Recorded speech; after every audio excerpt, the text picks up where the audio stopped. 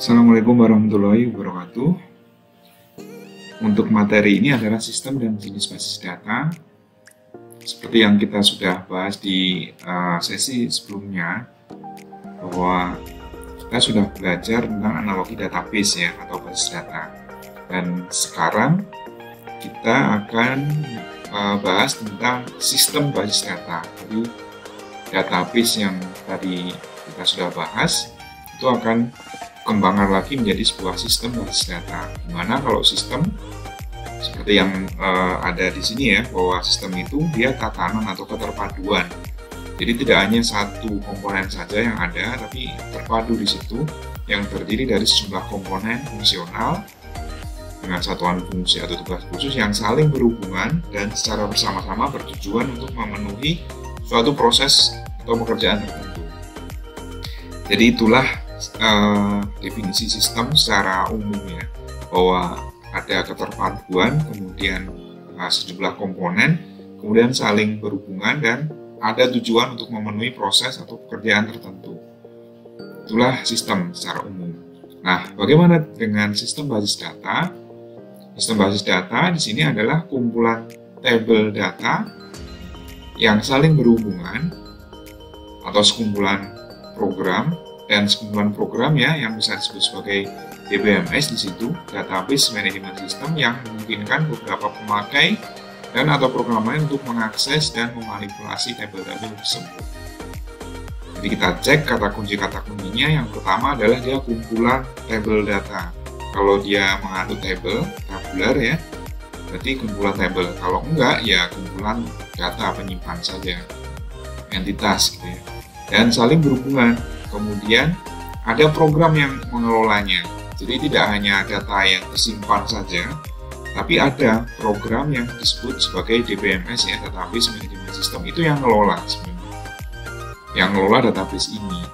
Dan dia memungkinkan pemakai untuk mengakses dan memanipulasi tabel tersebut melalui program tadi gitu. Itulah yang disebut sebagai sistem basis data. Nah, apa yang menjadi komponen utama dari basis data? Jadi, seperti yang dibahas ya, basis data itu dia tidak berdiri sendiri, tapi merupakan sinergi dari komponen-komponen yang lain. Yang pertama adalah komponen perangkat keras. Pasti ya, karena kalau kita bicara tentang basis data, itu pasti dia disimpan di sebuah perangkat keras karena sifatnya adalah digital atau elektronik gitu ya. Kemudian sistem operasi yang mengatur, ada hardware, kemudian ada software, yaitu software yang utama adalah sistem operasi gitu ya. Tugasnya yang mengelola pengoperasian dari sebuah hardware itu. Contohnya adalah Windows, Linux itu adalah sistem operasi. Dia tugas utamanya yang mengatur, mengendalikan apa yang sudah ditanam di situ, hardware-nya itu bisa dijalankan oleh user. Kemudian basis data itu sendiri. Basis data kumpulan-kumpulan ya, dia hanya berupa tabel-tabel atau file-file mungkin yang berkumpul di satu tempat di dalam sebuah file ya, dan dia akan pasif kalau tidak dikelola, kalau tidak dimanipulasi oleh user. Nah, user memanipulasinya melalui sistem pengelola basis data atau DBMS ya, Database Management System, berupa perangkat lunak yang diinstal di atas sistem operasi yang tugasnya ya mengatur basis data tersebut yang tersimpan. Contohnya yang sudah kita kenal adalah MySQL. MySQL itu dia DBMS. Apa yang diatur ya database MySQL gitu. Database MySQL tersimpan di situ ya, di filenya MySQL yang sudah terinstall di situ. Dan MySQL itu dia ada banyak perangkat pengelolanya ya, ada phpMyAdmin, kemudian MySQL Workbench, dan seterusnya ada banyak, mulai dari yang gratis bahkan ada yang berbayar. Kemudian pemakai itu ya user yang mengoperasikan DBMS untuk mengelola database. Itu pemakai. Levelnya ada banyak. Ada yang user hanya bisa melihat saja misalkan, atau usernya itu hanya bisa misalkan hanya menambah dan mengubah. Dia nggak bisa ngedit, nggak bisa mendelete, menghapus. Ya, level-level user atau privilege user itu bisa kita tentukan sendiri di dalam pengelolaan database itu. Sehingga ibarat lemari ya, ada yang hanya bisa membuka, melihat gitu ya, ada yang bisa memperbarui isi dari lemari dan seterusnya.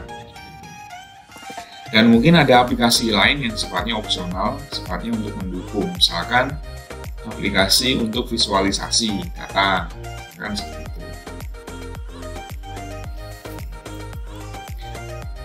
Oh, ini dijelaskan di situ ada perangkat keras.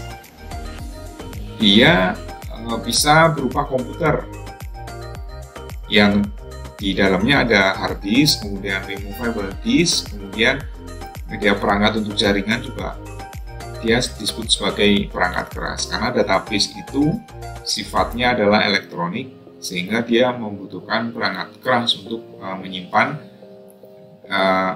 data itu ya. Sistem operasi fungsinya untuk mengendalikan seluruh resource dalam perangkat tersebut dan melakukan operasi-operasi dasar untuk memfungsikannya. Jadi hardware dia nggak akan berjalan kalau tidak ada sistem operasi di dalamnya yang ditanam di situ.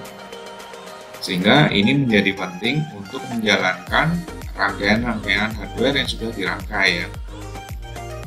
Di motherboard itu kan banyak sekali komponen. Itu kalau nggak ada yang mengoperasikan, ya dia akan diam aja. Mentok paling di BIOS ya, karena BIOS adalah bawaan dari si motherboard itu. Ada banyak sekali sistem operasi mulai dari yang berbayar, Windows, Mac gitu ya, sampai dengan yang open source, yang gratis, Linux, FreeBSD, iOS. Linux pun kalau dijabarkan distronya ada banyak lagi gitu, dan sifatnya adalah free open source. Basis data itu sendiri komponen selanjutnya. Basis data dapat memiliki beberapa basis data dan setiap basis data memiliki jumlah objek basis data. Jadi di dalamnya itu ada objek-objek, tergantung basis datanya itu berbasis apa. Kalau relasional biasanya ada table yang ada di situ. Table seperti yang kita tahu ada baris juga ada kolom ya kan, di dalam table itu ada baris, ada kolom. Nah, itulah objek-objek basis data yang ada. Kemudian kalau kita bicara tentang non-relational database, bentuknya tidak lagi table karena nggak ada relasi. Yang dibutuhkan ya hanya penyimpan saja. Jadi seperti objek-objek tertentu gitu ya, file atau objek yang lain, dia tugasnya hanya menyimpan, mana ketika dibutuhkan dia akan di load ya, dikeluarkan.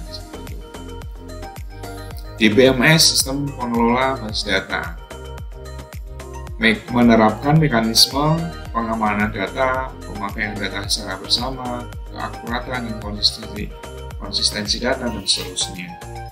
Jadi inilah yang kita lihat sebenarnya, yang user lihat atau operasikan secara langsung, karena melalui DBMS inilah kita bisa mengelola data. Contohnya ya mulai dari Microsoft Office Access ya, Microsoft Access, MySQL, DB3, Oracle, Sybase, SQL Server, PostgreSQL dan seterusnya. Dia merupakan pengelola atau pengolah database.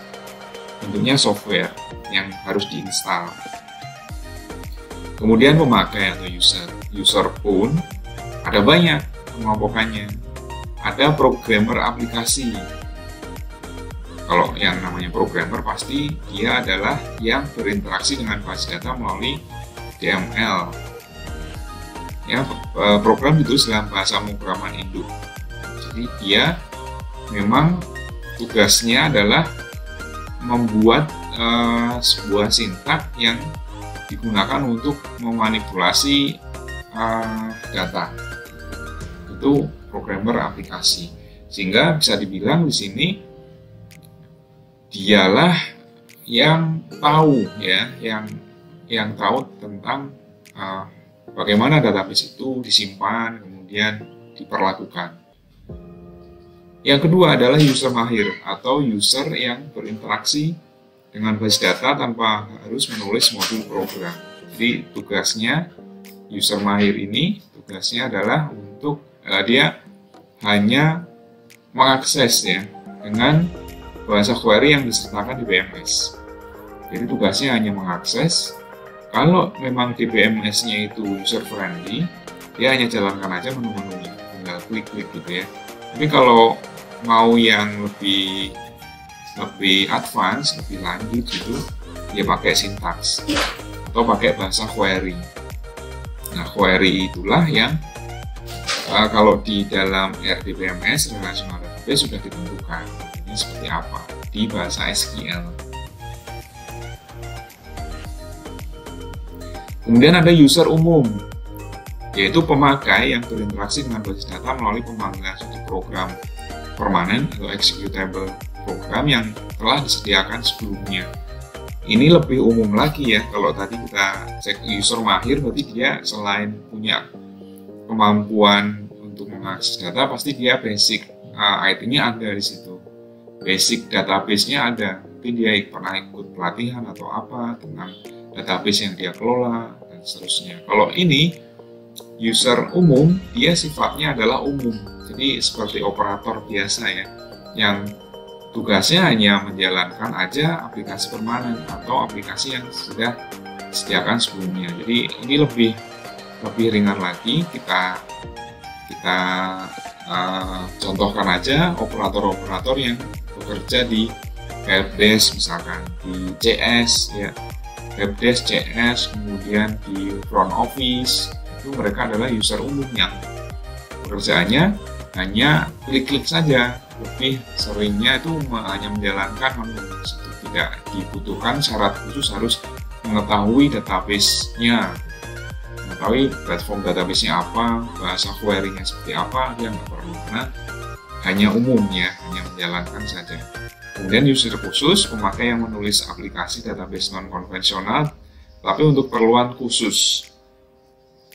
Jadi dia menggunakan database atau menggunakan DBMS itu untuk keperluan seperti AI, Artificial Intelligence ya, kemudian sistem pakar, expert system, pengolahan citra, image processing, dan seterusnya. Karena bentuknya bisa jadi beda database-nya dan perlu perlakuan khusus. Dan orang-orang yang tahu tentang AI, sistem pakar, pengolahan citra itulah yang bisa menjalankannya. Sehingga butuh memang user spesifik, gimana cara mengelola data yang bentuknya bukan lagi teks ya, tapi sudah khusus, entah itu objek ya, kalau AI disepakati dia berupa objek atau mungkin gambar, citra, kemudian angka-angka,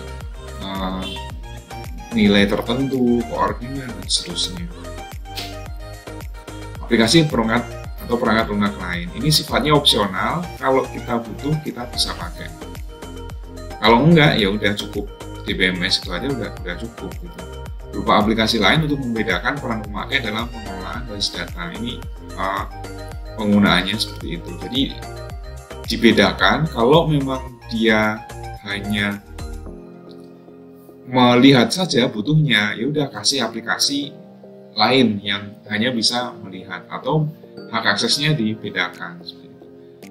Kalau dia admin misalkan, ya udah berarti kasih dia hak akses yang full yang bisa mengelola semuanya. Contoh melakukan pengisian, pengubahan dan pengambilan data, kemudian presentasi data ya, misalkan kita bentuk sebagai grafis datanya, itu kan perlu perangkat lunak yang lain yang memang bisa untuk mengerjakan itu. Karena kalau di DBMS biasa itu tugasnya hanya spesifik untuk mengelola data ya. Read, kemudian edit, delete, sama select atau view. Kalau ini kan perlu yang lain juga, mungkin di select kemudian atau diambil datanya kemudian ditampilkan dalam bentuk chart gitu, dalam bentuk grafik seperti itu. Nah, yang ini tentang abstraksi data. Sebenarnya kalau kita tarik lebih dalam lagi, strukturnya database itu dia terpisah atau terbagi menjadi 3 level, yaitu view level yang paling atas yang dia interaksinya langsung dengan user, kemudian bisa ditampilkan langsung di layar melalui DBMS. Level yang tengahnya adalah logical, kemudian yang paling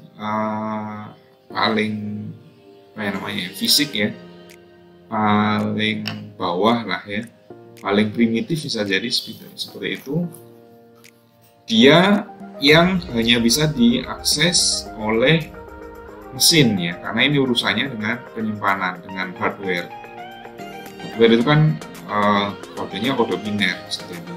Jadi ini tidak perlu dimengerti oleh manusia, dan oleh karena itu perlu level logical yang tugasnya untuk mentransformasikan dari fisik ke view. Kalau kita cek di sini, fisik itu level terendah, menunjukkan bagaimana sesungguhnya data itu disimpan. Jadi datanya sudah bukan lagi berupa teks, tapi bisa jadi berupa nilai-nilai biner ya, angka. Pengguna akan berusaha dengan data sebagai teks, angka, atau bit data. Kemudian konseptual level itu sifatnya dia transformasi ya untuk fungsional, jadi memfungsikan apa yang ada di fisik tadi difungsikan di sini agar nanti outputnya itu bisa dilihat, bisa ditampilkan di level view.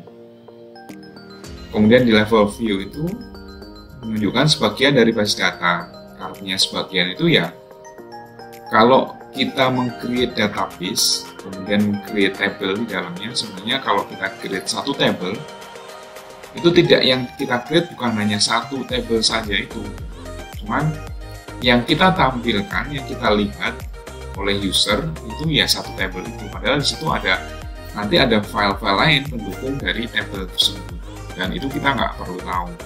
Yang perlu tahu mesin. Tapi karena kita user, kita hanya perlu tahu apa yang kita create barusan tadi, tanpa harus mengetahui apa yang sudah di auto create sama user untuk melengkapi apa yang kita create barusan. Makanya menggunakannya terasa sebagai satu kesatuan data yang kompak. Jadi seakan-akan hanya satu data saja di situ, satu hal yang kita create aja di situ. Padahal di dalamnya itu ada beberapa file yang saling berkaitan. Kemudian bahasa basis data. Jadi bukan bahasa lebih tepatnya sebenarnya, tapi konsep sebenarnya. Ada yang namanya DDL atau Data Definition Language. Satunya lagi adalah DML, Data Manipulation Language. Dia terdiri dari sejumlah perintah atau statement yang diformulasikan dan dapat diberikan user atau ada dikenali atau diproses oleh DBMS untuk melakukan aksi pekerjaan tertentu. Jadi ini pengelompokan sebenarnya. Apa yang terjadi di DDL? Yaitu di sini struktur atau skema basis data yang menggambarkan mewakili desain basis data secara keseluruhan. Jadi ini lebih ke definitifnya atau desainnya seperti apa gitu ya. Hasil dari kompilasi perintah DDL adalah sebuah tabel yang disimpan dalam file khusus yang disebut kamus data. Jadi ibarat kita mau membangun sebuah rumah, di DDL yang dilakukan oleh DDL, aktivitasnya adalah ya dia mengumpulkan bahan-bahannya apa, kemudian kita kita gambar nanti denahnya seperti apa, kamarnya ada berapa kamar pertama letaknya di mana, terus ukuran kamar pertama itu berapa kali berapa. Itulah yang dikerjakan oleh DDL, sehingga di situ nanti dia menghasilkan sebuah kamus data. Kalau kita analogikan lagi di pembangunan rumah, kamus data ini bisa dibilang ininya lah ya, gambar tekniknya atau sketsa rumah itu, atau spesifikasi rumah itu seperti apa, misalkan tipe berapa, bahannya apa, terus ukurannya berapa, itu ada di kamus data ini dan seterusnya. Ini contohnya. Yang pertama, membuat tabel baru, kan create table, buat lagi indeks, mengubah table. Jadi mengubah table itu kalau bangunan lagi, ini merenovasi kamar, misalkan seperti itu. Kamar yang tadinya di ukuran 3x3 diubah menjadi 3x4, seperti itu. Itu mengubah table, bukan mengubah isinya, tapi mengubah spesifikasinya, menentukan struktur penyimpanan table dan seterusnya. Itu yang dilakukan di DDL. Nah, sekarang bagaimana dengan yang di DML?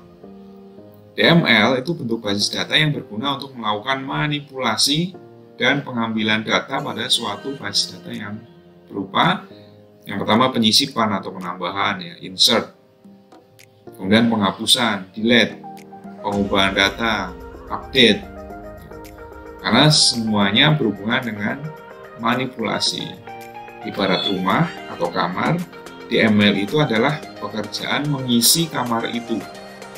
Seperti apa? Misalkan mau diisi lemari, mau diisi dipan tempat tidur, mau diisi meja. Jadi bukan mengurusi ukuran kamarnya itu, tapi yang dikelola adalah isinya apa. Cukup nggak dengan kalau mau diisi sekian? Cukup nggak seperti itu. Itu pekerjaan dari DML. Bertujuan untuk memudahkan pemakai adalah mengakses data. Nah, dua jenis DML, yang pertama adalah prosedural. Dia mensyaratkan agar pemakai menentukan data apa yang diinginkan dan bagaimana cara mendapatkannya. Kemudian yang kedua, non-prosedural, yaitu membuat pemakai dapat menentukan data apa yang diinginkan tanpa menyebutkan bagaimana cara mendapatkannya. Jadi yang prosedural itu dia rigid, ya, sebelum ada requirement dia menentukan bagaimana cara mendapatkannya itu.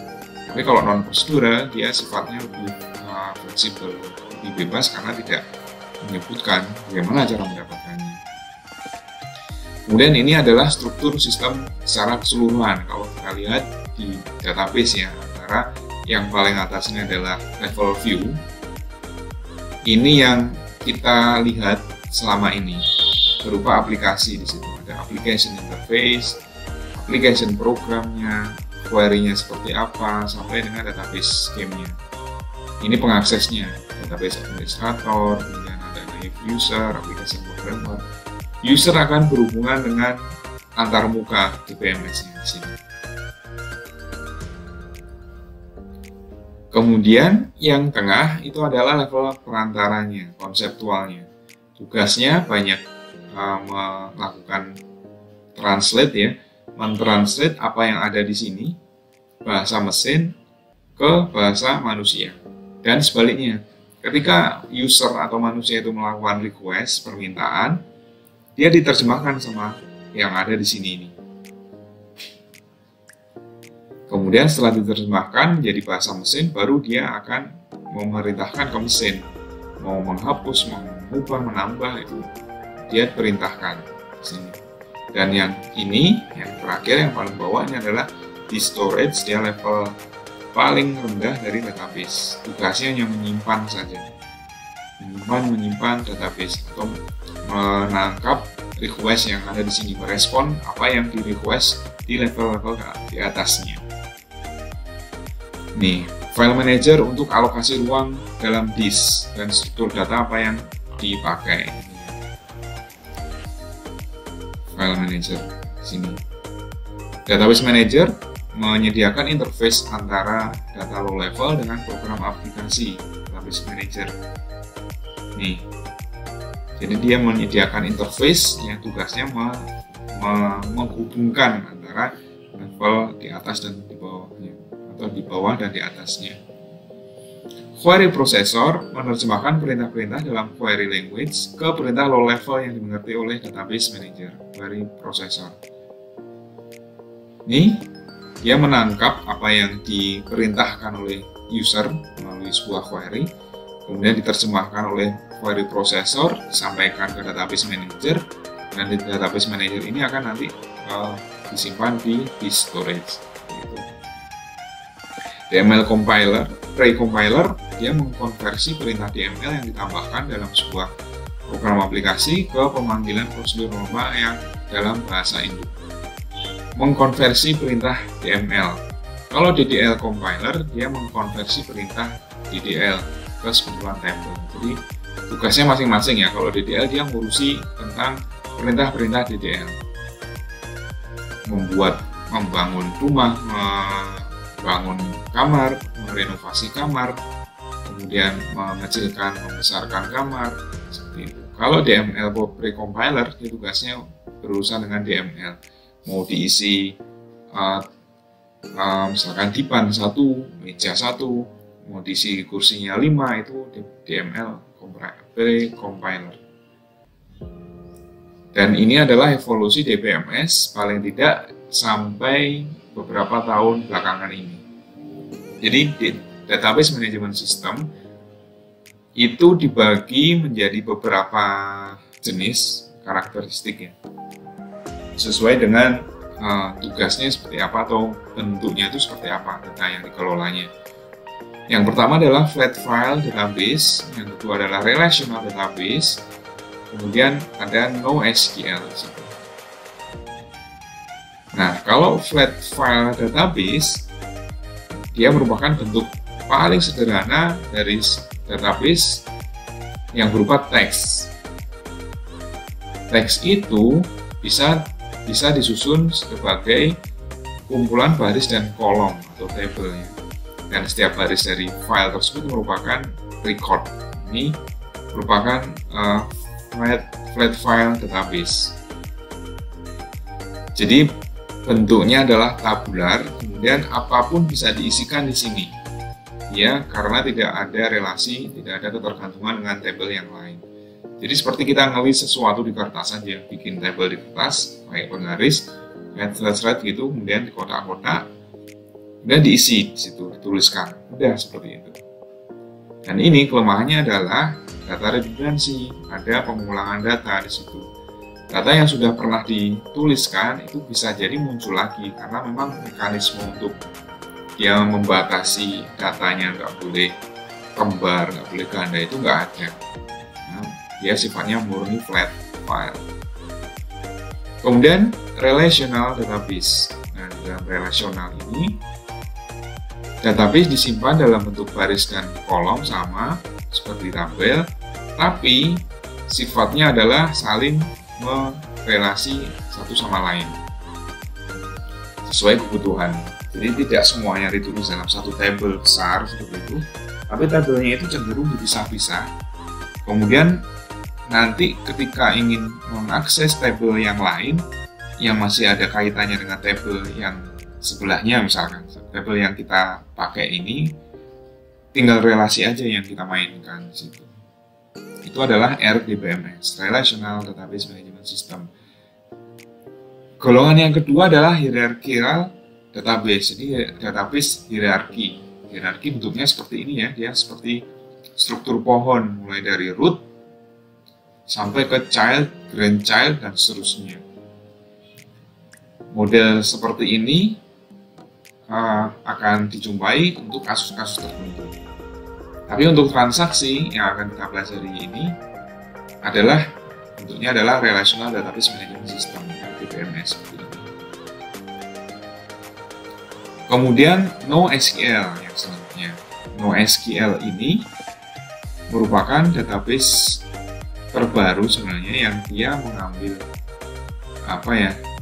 judul NoSQL itu bukan not only SQL, ada yang bilang not only SQL atau ada yang bilang juga NoSQL. No, bukan SQL. Karena memang strukturnya sangat berbeda dengan MySQL, dengan SQL di RDBMS ini. MySQL itu contohnya. Tipe penyimpanan selain data-data yang berwujud tabular. Jadi kalau ingin menyimpan data, tapi datanya itu sifatnya bukan nggak cocok disimpan di table, bisa pakai NoSQL ini. Ada banyak sekali nanti produk-produk NoSQL. NoSQL tidak mengikuti prinsip RDBMS penuhnya. Dia nggak ada relasi. Yang ada adalah turunan seperti ini misalkan, atau hubungan. Dapat menampung data yang terstruktur, semi-terstruktur, dan tidak terstruktur secara efisien dalam skala besar.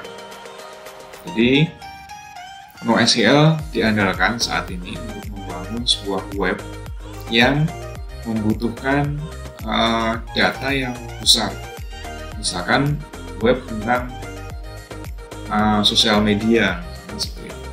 Dia tidak ada transaksi di situ, yang dibutuhkan hanya menyimpan, kemudian paling transaksinya atau relasinya hanya berupa connect dengan user yang lain, misalkan atau mention user lain, seperti itu mungkin relasinya. Tidak mengenal skema baku yang kaku, skema table yang kaku dengan format data yang kaku. Jadi ini bebas. Kalau table kan ini sudah ditentukan ya. Ini kolom untuk ID nomor, ini kolom untuk name semua. Jadi kalau ada yang nilainya bukan nama, misalkan buat kelas atau phone gitu, tidak cocok di situ. Karena ini masing-masing sudah punya headernya tutor ya pasti isinya tutor, headernya room ya pasti isinya adalah room number. Kalau NoSQL dia fleksibel sekali. Di sini bebas saja, misalkan ditulis seperti ini boleh, yang lain pun juga boleh. Misalkan ini user tuh ini database di sebuah sosial media. Misalkan user itu pasti ada user post sama user friend. Misalkan di Facebook ya, ada postingannya user di sini, berarti ada lagi friend-friendnya user di sini. Mungkin ada lagi grupnya user ya di sini, dan seterusnya. User post itu kalau kita di Facebook itu misalkan pasti ada komen sama likes, ya kan? Likes pun ini bisa nanti di breakdown lagi, diturunkan lagi menjadi apa ikon-ikonnya Facebook itu. Ada like, kemudian smile, kemudian angry, marah ya, dan seterusnya. Ini juga sama, komen, author of comment. Jadi ini komentarnya si yang mengunjungi misalkan seperti itu, atau autornya sendiri. Kalau di user friends ini kita bisa menyimpan di sini adalah user friends activities. Jadi apa aktivitas dari teman kita yang kita follow misalkan, itu disimpan di sini, sehingga kalau sewaktu-waktu kita melihat apa yang dilakukan teman kita, ya udah kita tinggal cek siapa temannya, kemudian apa aktivitasnya. Ini juga sama. Kalau mau ngecek postingan, dicek ke user post, kemudian komennya seperti apa. Itu tentang jenis DBMS. Oke, cukup untuk materi ini. Sesi diskusi kita adakan di sesi selanjutnya yang telah kita siapkan. Terima kasih. Assalamualaikum warahmatullahi wabarakatuh.